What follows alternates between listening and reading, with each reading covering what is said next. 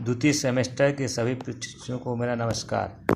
आज हम core paper वर्तमान भारतीय समाज या प्रारंभिक शिक्षा में जो आपको पिछली वीडियो में प्रयोजनवाद के बाद हमने उसमें अर्थ परिभाषाओं के में चर्चा की थी। आज हम प्रयोजनवाद और शिक्षा के बारे में बताएंगे। प्रयोजनवाद और शिक्षा। पहला पॉइंट, शिक्षा वातावरण के साथ अनुकूलन या सामंजस्य स्थापित करने की प्रक्रिया है।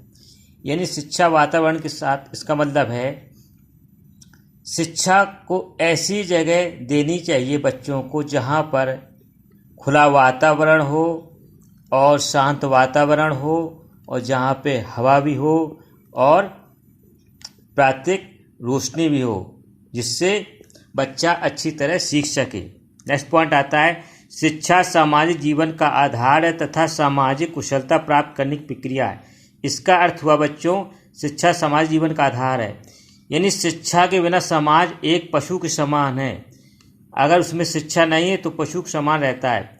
शिक्षा के द्वारा ही समाज शिक्षित होकर एक अच्छा अपना जीवन का आधार बना सकता है और समाज में रहकर अच्छा जीवन व्यतीत कर सकता है। नेक्स्ट हेडिंग आती है बच्चों, प्रयोजनवाद एवं शिक्षा के उद्देश्य। जॉन डीवी के अनुसार शिक्षा का उद्देश्य बालक की समझ शक्तियों का विकास करना है। यानी समझ शक्तियों से तात्पर्य यहाँ पे जैसे शारीरिक, मानसिक, संवेगात्मक और आत्मबल इत्यादि प्रकार की शक्तियों का विकास करना है। प्रयोजनवाद के अनुसार शिक्षा के निम्नलिखित उद्देश्य होने चाहिए।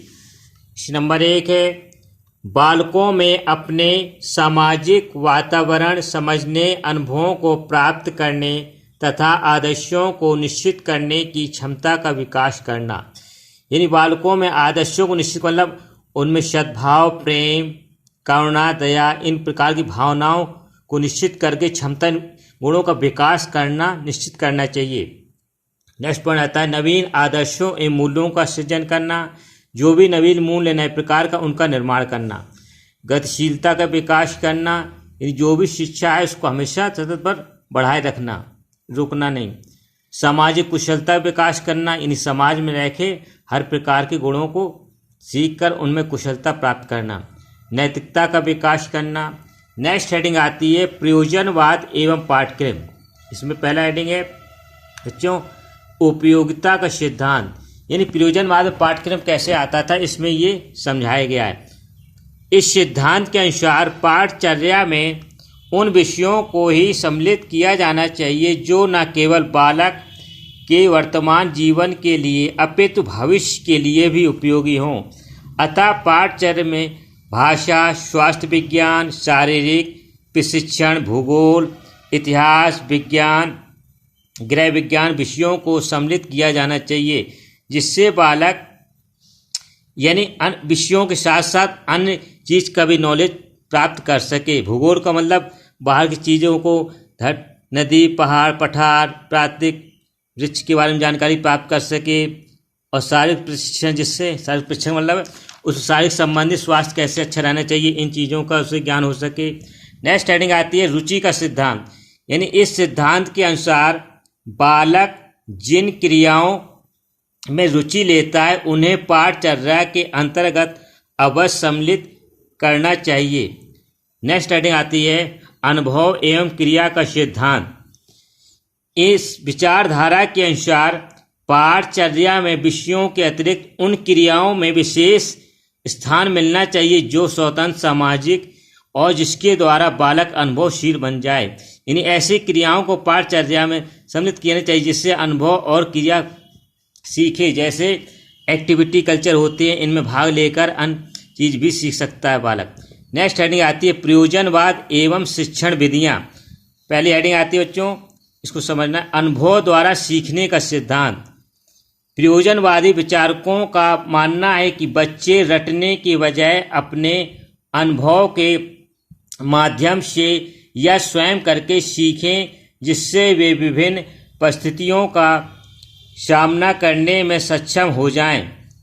यानी अनुभव के द्वारा अगर बालक सीखेगा स्वयं करके तो वो कोई भी कठिन से कठिन चीज़ का सामना कर सकता है और उससे मुश्किल नहीं होगी। नेक्स्ट हेडिंग आते हैं सीखने की प्रक्रिया में एकीकरण का सिद्धांत। यानी प्रयोजन प्रयोजनवादियों के अनुसार समस्त विषयों को परस्पर अंतर संबंधित करके पढ़ाना चाहिए। शिक्षा की सबसे अच्छी विधि है। यानी समस्त विषयों को परस्पर अंतर संबंधित मतलब जैसे वो हिंदी पढ़ा रहा है तो उसमें हिंदी में कुछ वर्णों को जैसे इंग्लिश के वर्ड यूज़ करे या संस्कृत करे, यानी हिंदी से इंग्लिश, यानी एक विषय से दूसरे विषय में अंतर संबंधित करके पढ़ाए, जिससे वो हिंदी का भी ज्ञान हो जाए और साथ साथ इंग्लिश का भी। जैसे गणित का विषय होता है तो गणित के विषय में गणित का भी ज्ञान होगा और धीरे धीरे उसमें हिंदी का भी जैसे आता है।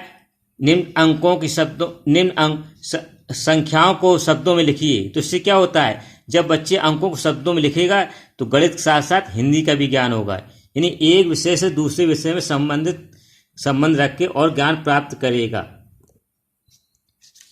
तब तक के लिए नमस्कार। नेक्स्ट वीडियो में फिर मिलेंगे।